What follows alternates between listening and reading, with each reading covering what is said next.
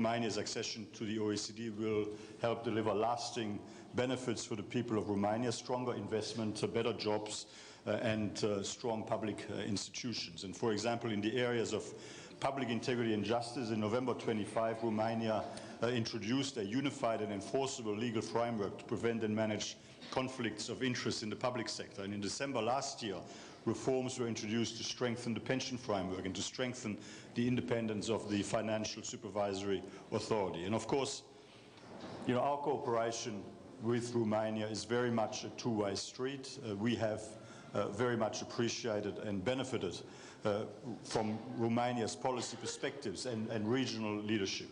Broadening our membership is a key priority for me as Secretary General of the OECD, to expand the reach of our standards and ultimately their impact and effectiveness, but also to benefit from the perspectives and policy experiences from new members that help strengthen our work for everyone.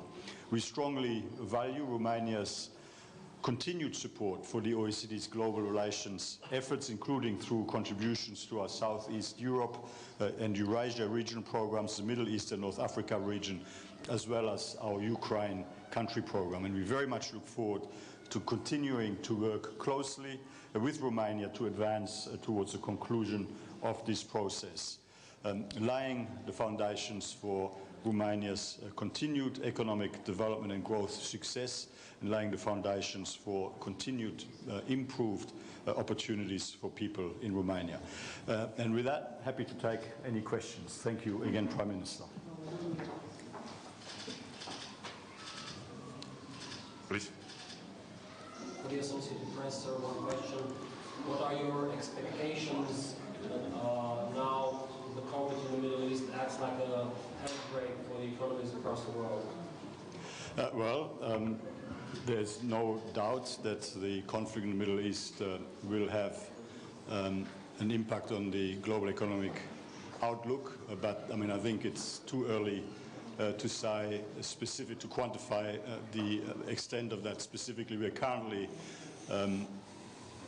going through some assessments in preparation of our interim economic outlook, which we will be releasing on the 26th of March. But let me say, looking back, in recent years, the global economy has had to deal with quite a number of shocks and has proven to be remarkably resilient. Our most recent economic outlook in terms of global growth forecast growth of just under 3% this year and just over 3% next year. But we are currently reviewing all of the data and information and making judgments on what we expect the impact to be. Of course, to a large extent, it will depend on a lot of factors that we don't currently know. It will depend on, first and foremost, the length of the conflict and the continued developments. But suffice to say, there's a significant level of downside risk in the global economy right now.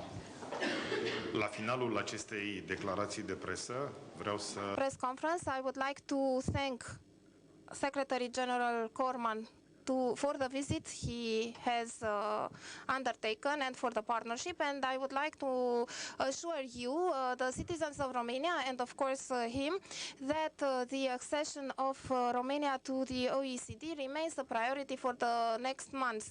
As mentioned previously, we do have the Trade Committee meetings coming up. There is a meeting in May. We do have 2 more months in order to fulfill the requirements, so that in the summer of this year we do fulfill in the end all conditions for the accession to the OECD. The accession is not a goal itself, but it is a tool through which Romania confirms once more that it is country where conditions are set up for a competitive economy, generating prosperity for its citizens. Thank you.